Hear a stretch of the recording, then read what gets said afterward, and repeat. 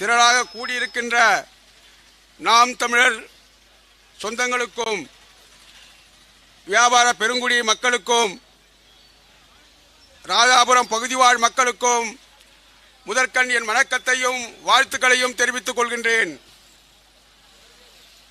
வீழ்ந்து விடாத வீரத்தோடு மண்டியிடாத மானத்தோடு வென்றாக வேண்டும் தமிழ், ஒன்றாக வேண்டும் தமிழர் என்ற முழக்கத்தோடு இந்த அரசியல் மாற்றம், அடிப்படை மாற்றம் என்ற கொள்கையை முன்வைத்து இந்த இடைத்தேர்தலிலே விக்கிரவாண்டி சட்டமன்ற இடைத்தேர்தலிலே வெற்றி வேட்பாளராக நமது அருமை தங்கை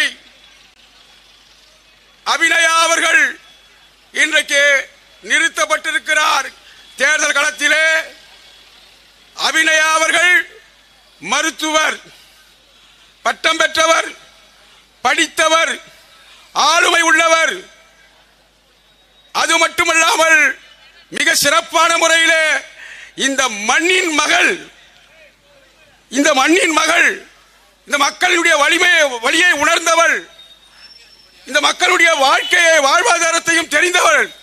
எனவேதான் தெளிவாக தெரிந்து நம்முடைய அபிநயா அவர்களை நம்முடைய செந்தமிழ் சீமான் அவர்கள் நிறுத்தியிருக்கிறார். வள்ளுவன் சொல்லுவான், இதனால் இவன் செய்வான் என்று ஆராய்ந்து அதனை அவன் கண்விடல் என்று வள்ளுவன் வாக்குக்கு ஏற்ப நம்முடைய செந்தமிழ் சீமான் அவர்கள் ஒரு சிறந்த வேட்பாளரை இங்கே உங்கள் முன்னால் நிறுத்தப்பட்டிருக்கிறார். அன்பு உறவுகளே, இதை நாம் சரியாக பயன்படுத்த போகிறோமா அல்லது பணநாயகத்துக்கு பலியாக போகிறோமா? ஜனநாயகம் நிலைக்க வேண்டுமா? நம்முடைய மக்கள் வாழ்வாதாரத்தை உறுதிப்படுத்துகின்ற பாதுகாக்கின்ற வழியை வாய்ப்பை உருவாக்க வேண்டுமா? அல்லது இதுவரைக்கும் ஆண்டு கொண்டிருக்கின்ற திராவிட கட்சிகள், திராவிட முன்னேற்ற கட்சியின் ஆட்சியிலே இன்றைக்கு எல்லா வகையிலும் நாம் அனைத்து உரிமைகளையும் இழந்திருக்கின்றோம். வாழ்வை இழந்திருக்கின்றோம், வரலாற்றை இழந்திருக்கின்றோம், மொழியை இழந்திருக்கின்றோம். எல்லாத்தையும் இழந்து இன்றைக்கு நிர்கதியா நிற்கின்ற நமக்கு இன்றைக்கு ஒரு சரியான சந்தர்ப்பம் விக்கிரவாண்டி தொகுதி பகுதி மக்களுக்கு. சரி, அவர்கள்தான் அதிகபட்சமாக சட்டமன்ற உறுப்பினர்களை வைத்துக் கொண்டிருக்கிறார்கள். நாங்கள் வாக்குகள் போட்டு உங்களை ஜெயிக்க வைத்து போனால் ஒருவர் தானே நாம் தமிழர் கட்சி, அவரால் என்ன செய்ய முடியும் என்று உங்களுக்கு கேள்வி எழுப்பலாம். என்னுடைய அன்பு உறவுகளே, சிங்கம் இருக்கிறது, அது சிங்களாக இருக்கும். மாடும் பன்னியும் கூட்டம் கூட்டமாக தெரிந்தாலும் சிங்கம்தான் சட்டசபையிலே கர்ஜிக்கின்ற மிகப்பெரிய ஆற்றல் உள்ளவர் தான் நம்முடைய அபிநயா அவர்கள். எனவேதான் இந்த முறை நீங்கள் இந்த தடவை தேர்வு செய்வது என்பது மிகப்பெரிய வரலாற்று சாதனை, வரலாற்று திருப்பம். ஏன் என்று சொன்னால், இதுவரைக்கும் 2016 2024 8 ஆண்டுகள் தேர்தல் களத்திலே இன்று களமாடிய நாம் தமிழர் கட்சி இன்றைக்கு 8.19% வாக்குகள் பெற்று ஒரு அரசியல் அங்கீகாரத்தை பெற்றிருக்கிறது.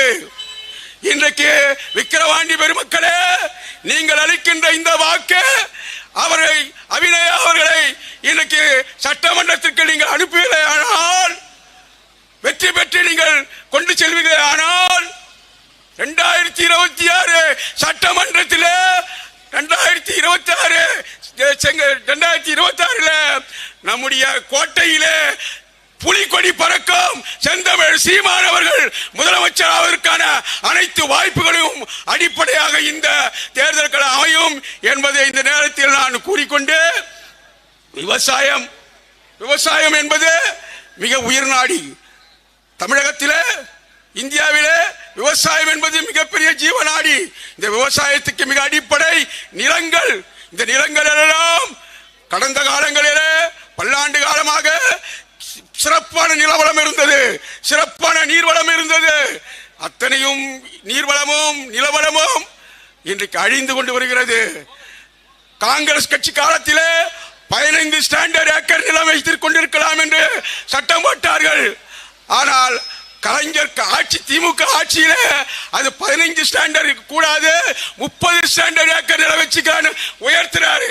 30 ஸ்டாண்டர்ட் நில உச்சவரம் இருந்தாலும் ஆடு மாடு கோழி கூத்தியா கீத்தியா எல்லாமே நிலங்கள் வைக்கப்பட்டு இன்றைக்கும் நிலங்கள் எல்லோரும் கையகப்படுத்திக் கொண்டிருக்கிறார்கள்.